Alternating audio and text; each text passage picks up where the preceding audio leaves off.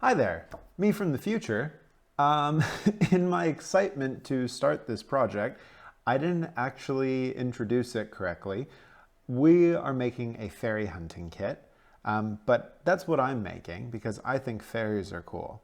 My friends Luke, Raquel, and Trent are all making their own monster hunting kits, and so once you're done here, you should definitely go check out their videos. Anyway, back to the build.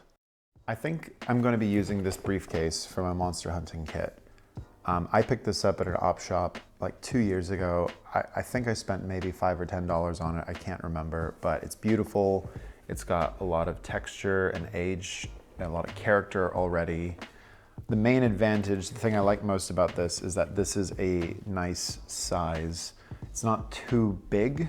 It's 30 centimeters deep, about 35 across. The side's kind of accordion, so it can, open up to, think about maybe 8 or 9 centimeters deep, something like that. I think what I'm thinking is we need to do some knolling. What I've done is I've cut out this sheet of paper that will fit pretty much perfectly inside of the briefcase. And so knolling is going to be me taking all the things that I think I want inside of this monster hunting kit and figuring out where they live, how they're going to live inside of it, right? And basically putting it in a way that is aesthetically pleasing for me, that is. And if you're wondering about the border that I drew around the outside, I found this artist canvas. It's fairly cheap, but it's got this wooden border that I like quite a lot. It actually tapers up to an angle. I'll take it apart and show you in a minute, but I'm gonna cut this down to the right size to be my drawer that slides in and out. I'll have to put some kind of backing on this, but that's the plan anyway. We'll see how the plan goes.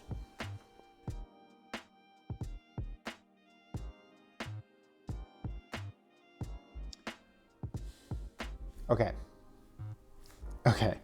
I think this is my kit. I think this is more or less the setup that I want.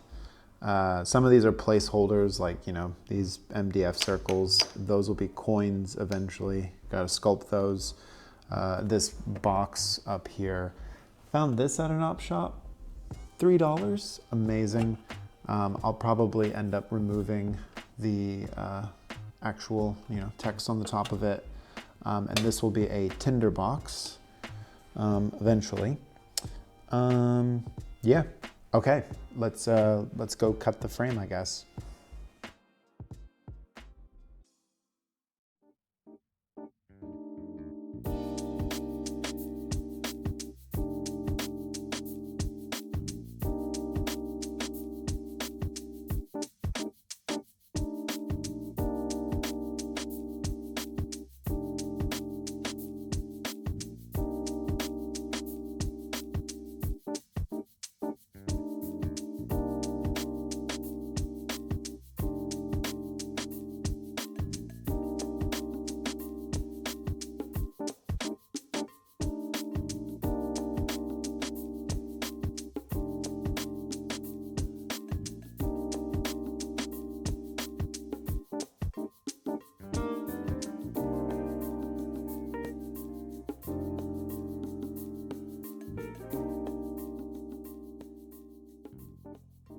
One of the things that I've been wanting for this kit is gold coins.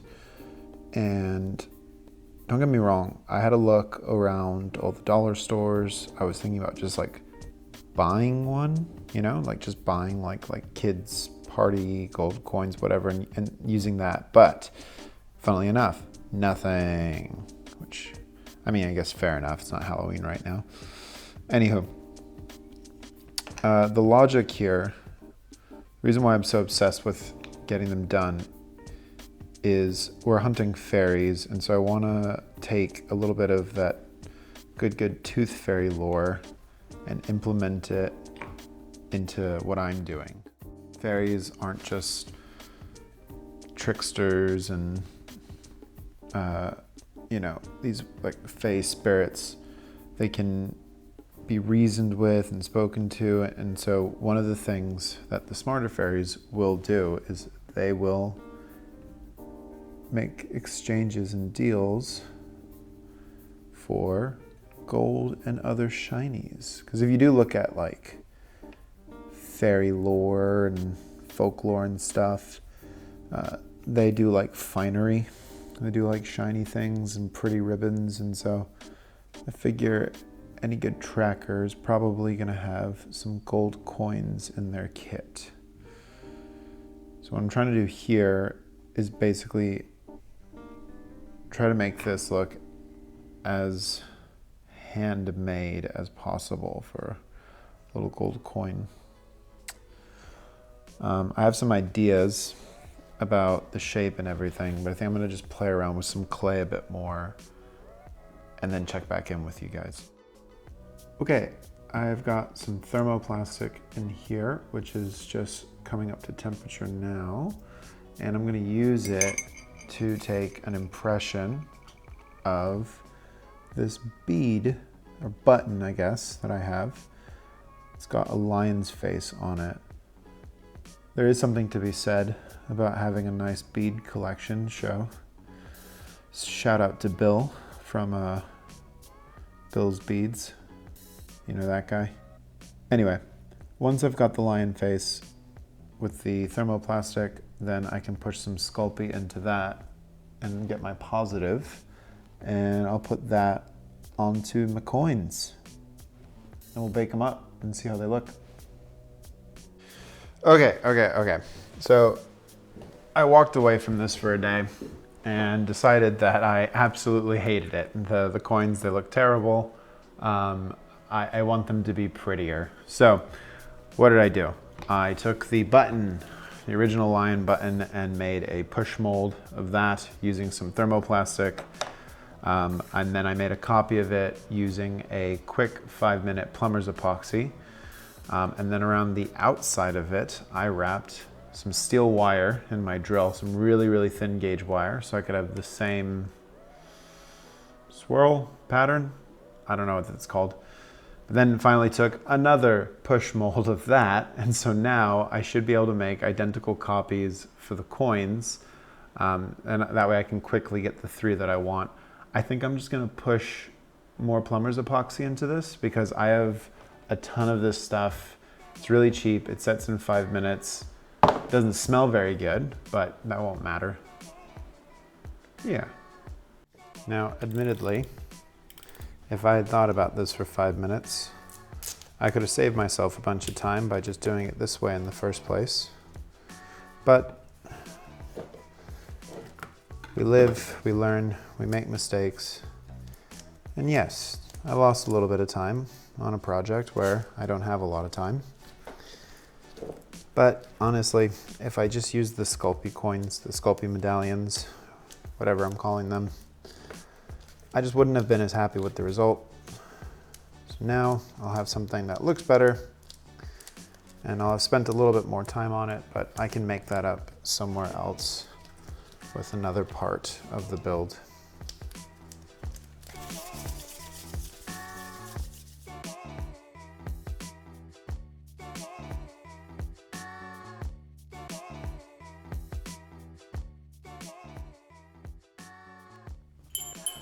I have a bell.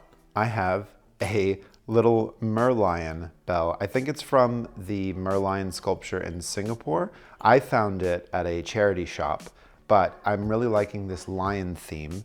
And so using this little guy from the original button mold that I did, I think I'm going to build some lore off of this around these lion symbols. And when I have it figured out, I'll let you know.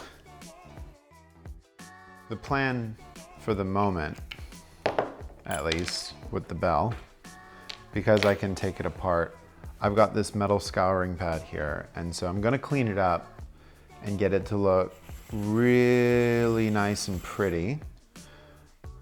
And if I like the way that the metal looks, I may just leave it.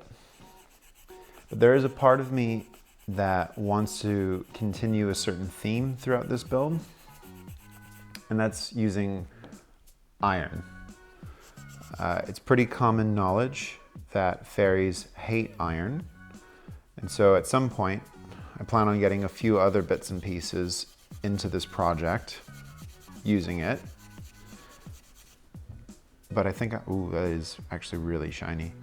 I don't know. We'll see how shiny I can get this bell and if I want to paint it to look like iron or not. To continue the theme of iron, I want to fill up these two glass jars with essentially what looks like iron powder. Now, I considered a couple of different things. I own metal powder, but it's expensive, right? So test number 2 was mixing graphite paint with baking soda, which kind of works, but really for the best results, I found that shaving down a pencil will give me graphite powder. And these are some cheap pencils I got. Now, this is gonna take forever, trying to do it by hand. So I had another idea. Please don't do this at home.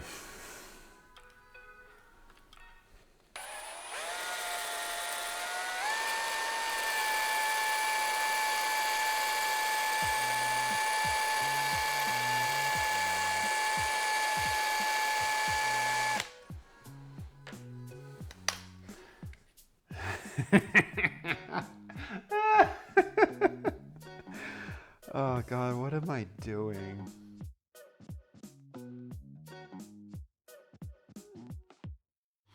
Alrighty, we have a box. I left it nice and rough on the exterior, so you know it looks pretty old, looks pretty used, a little world worn. On the inside, we're gonna need a couple of things. So I need to make a fire striker. I'm probably gonna just sculpt this out of clay. Same goes for the bit of flint that we'll need. And then finally, for some tinder, for some hemp fiber, I have found at my local hardware store plumber's fiber, which I think is hemp anyway. So this will look like a very convincing tinder box. I would love to get some real flint and a real fire striker and make the real thing, but I'm, again, on a bit of a time crunch. So I'm gonna sculpt one up real quick, and then I think from there, we'll only have one more component to talk about.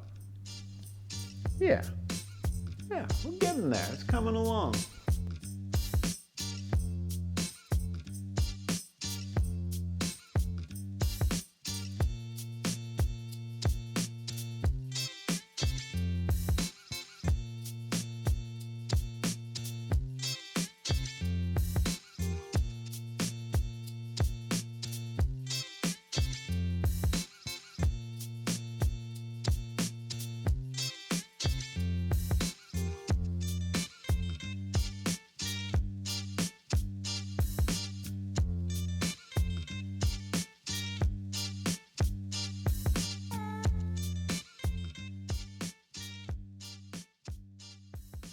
Everything is pretty much prepped for the kit for painting, except for this guy. I want to have some bone in my kit. Specifically, partly a little bit fairy lore, mostly tooth fairy lore. I like to think of it as the fairies feed on maybe the calcium in bone and teeth. And so this guy is gonna be chopped a bit and then wired back together. I want it to look like a medical specimen, right? So like maybe they stole an anatomically correct, maybe they stole a skull from a doctor, right?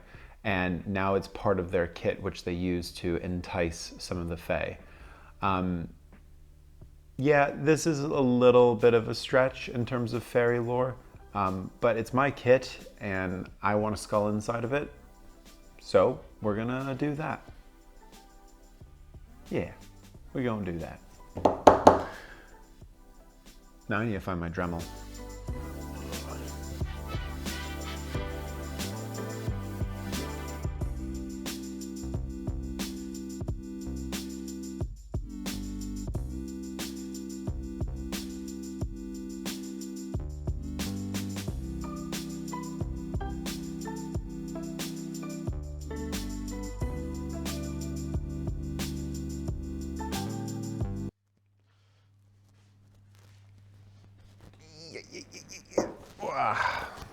Come on.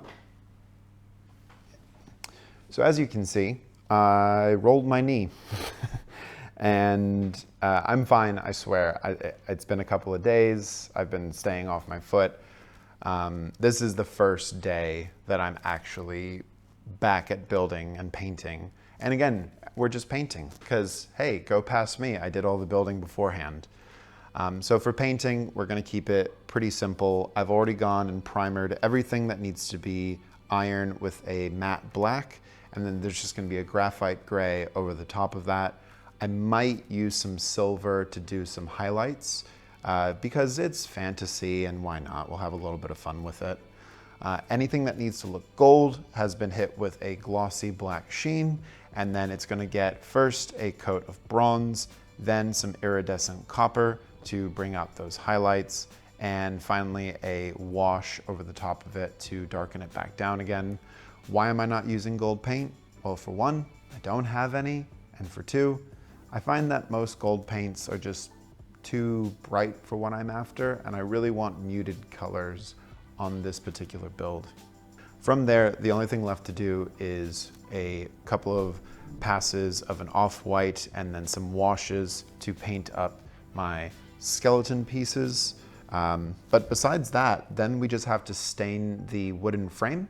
And from there, I think we're on to final assembly and we can start piecing this thing together and getting it done. And then I get to sit and edit for 5 million years. Yay! Confession time. I picked up these candles largely because they were a pretty shade of purple. But they're going to work. They're going to work for the lore and for the kit. My idea is that in this world, fairies are obsessed with nightshade. And so these candles actually have a distilled essence of the plant, of nightshade. And so you set them on fire, right? You light them up, and this will distract the fae. It will draw them into you if you need to get their attention. But yeah, that's the general idea for these. And honestly, you know, when in doubt, you can always just light a pretty candle and have it to light your way if you need to. So there we go. The tinderbox turned out pretty amazing. I'm not gonna lie, I'm really happy with it. So my fire striker, again, just a bit of graphite paint on a sculpey piece. The hemp, the plumber's hemp, it's a bit messy, but it does the job, and I actually kind of like that. Like, you know, it gives this just a little bit of character. Like they open it up, and it's just like, ah, there's hemp everywhere. And yeah, nothing special for the flint, just a little bit of black paint, a little bit of gloss varnish, and we got ourselves a shiny stone.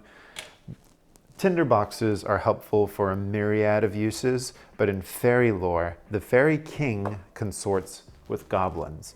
And what better way to scare goblins away than with a bit of fire? So yeah, tinderbox. It's awesome. I love it.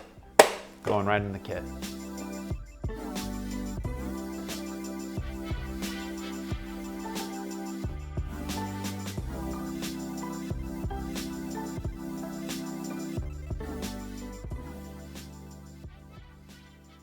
Alrighty, I've cut out some EVA foam to fit as the backing for this kit.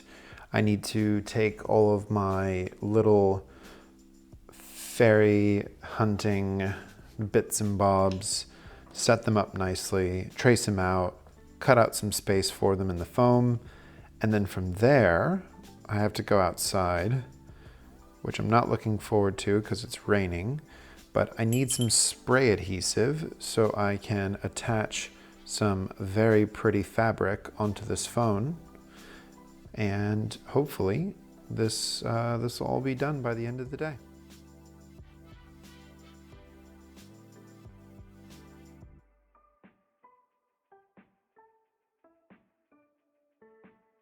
All right, so one of the fun parts about just jumping into this build and not really planning, they say, as they're hot gluing fabric to the back of foam.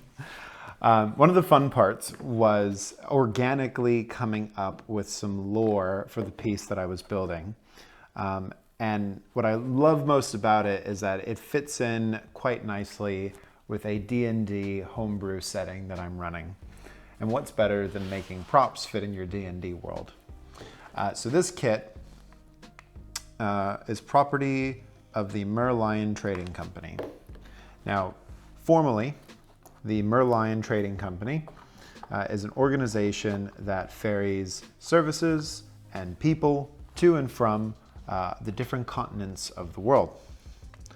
Unofficially, they were founded after merlions were hunted out of existence. And so the upper order of the organization is actually responsible for tracking down the less violent magical creatures around the world and moving them and protecting them as necessary, and occasionally dealing with those who would seek to hurt them. And so very organically throughout the process of this build, my Monster Hunter kit became more of a monster tracker set. And I like that. I like that while I was working on it, it became something different. So in a weird way, by not setting a guideline, by not giving myself a hard and fast rule, I came up with something that's a little bit more unique, something that I can continue to use for my D&D campaign, and honestly, a piece that I'm really proud of. And I'm really excited to show it off to the rest of the gang and see what they think of this weird journey that I've gone on. So I'm going to finish sitting here and burning myself with a hot glue gun, and then we will be on to some final shots. While the beauty shots are rolling, I just want to say first and foremost, thank you so much to my patrons for your continued support and generosity. This week, I'd like to say thank you to my newest patron, Lucrecia de Goicuria. I'm very, very sorry if I butchered your name. Please forgive me.